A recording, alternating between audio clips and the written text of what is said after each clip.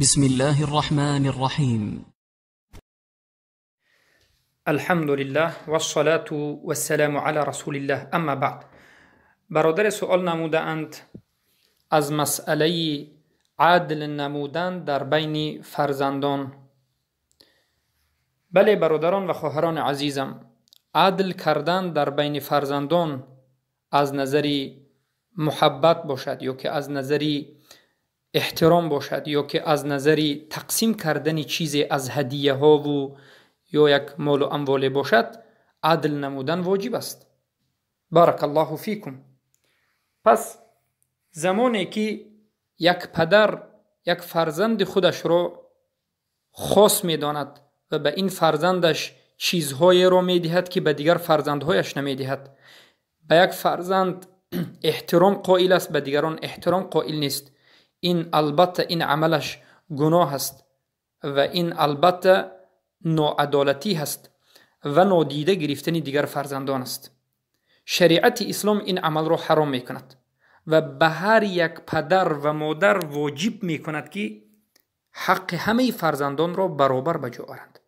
اگر به یکی از اونها هدیه بدهند، به دیگرانش هم بدهند، یا یعنی در یک وقت نباشدم، در یک وقت به اینش، وقتی دیگر به آنش، یا که اگر یک پول تقسیم کردنی باشند، یک مال تقسیم کردنی باشند، بین همه اش تقسیم بکنند، هم دختر و هم پسر.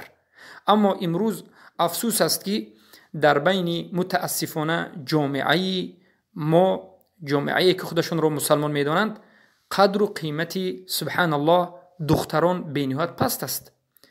به فرزندها اهمیت میدهند، به دختر اهمیت نمیدهند، گویا که دختر یک چیزی اعوذ بالله چیزی نظرناگیر است یا چیزی دیگر است. یا حتی کار به جای رسیده است که همه فرزندان را به اعتبار نمیگیرند، به فرزند خردی اهمیت میدهند. میگویند که همین فرزند خردی فرزند اساسی من است، فرزندی که من به این دقت میدهم، فرزندی که من به این اهمیت میدهم، این رو میخونم، به این کمک میکنم، به این پول میدهم. اما به دیگرها این چنین چیزی نیست. این همه اش از ظلم است و از گناه است و الله سبحانه و تعالی این چنین انسانها را در روز قیامت میپرسد. دلیل به این سخنمون گجا هست.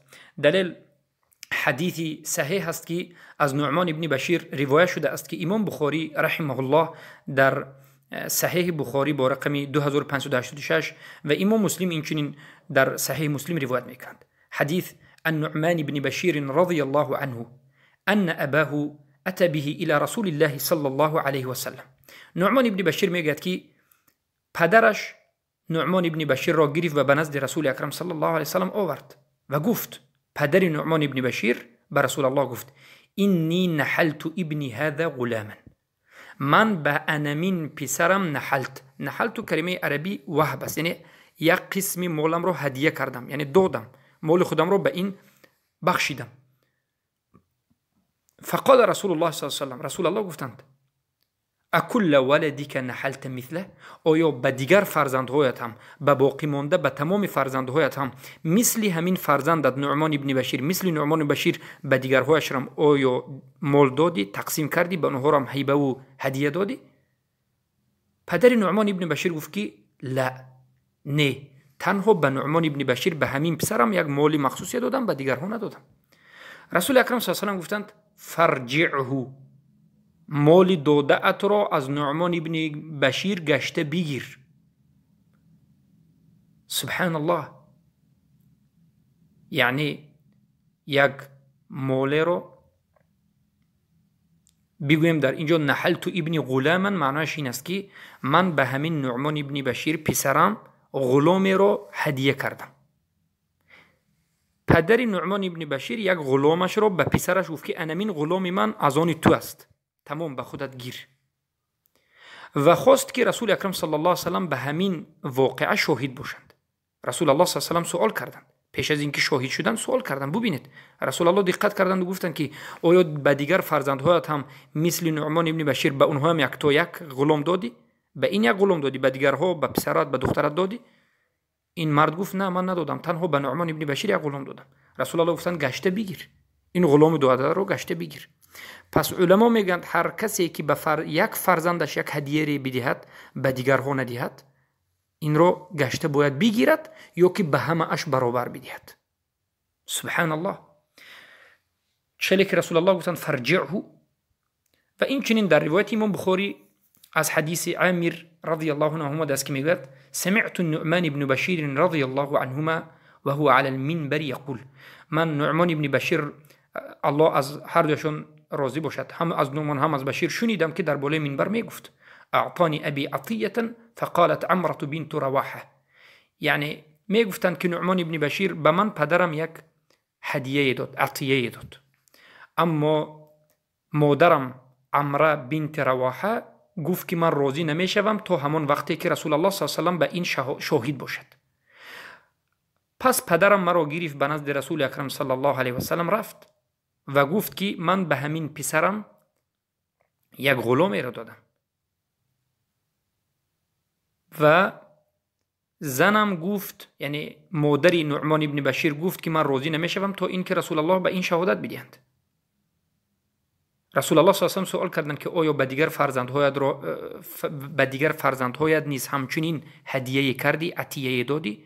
گفت نه.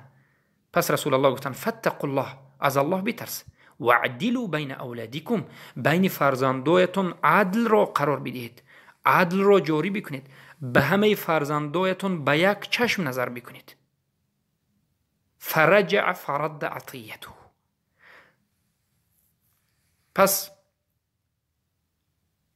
گردانید نعمان ابن بشیر این غلامی که از پدرش گرفته بود گردانده به پدرش داد رضی الله عنه.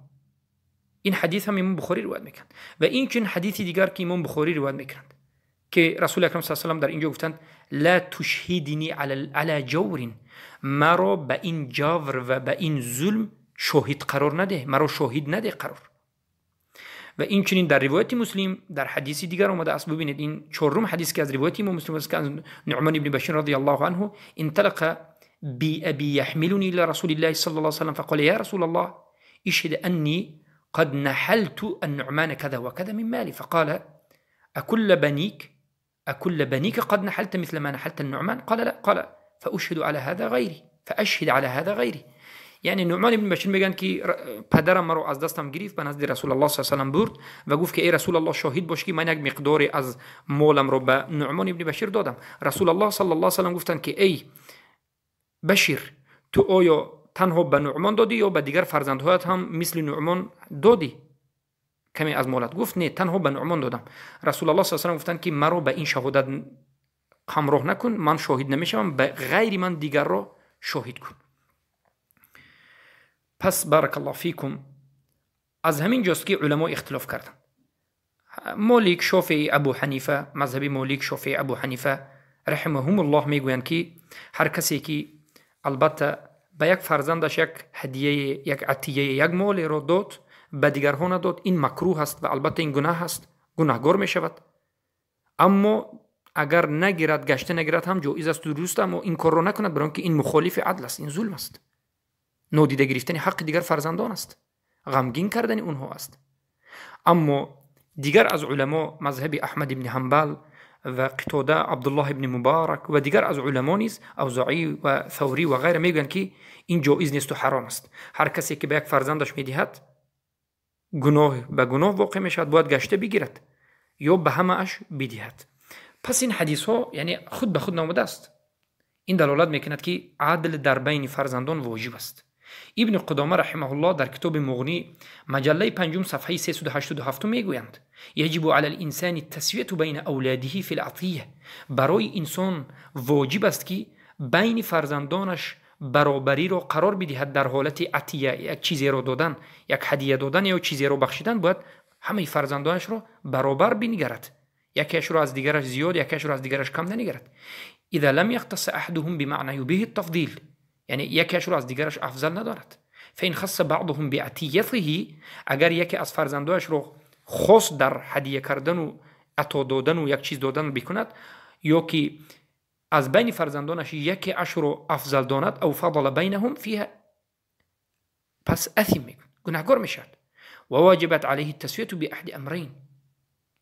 پس بارک الله فیکم، انا همین است که ما میگوییم بین فرزندانتون عادل باشید، یکیش رو از دیگرش افضل ندانید. دختر و پسر سبحان الله، پسری کرانی و پسری خوردی یکیش رو دوست می‌دارید دیگرش رو دوست نمی‌دارید، به یکیش خانه و در و ماشین به دیگرش کوچه و یک راه قق. اعوذ بالله من ذلك.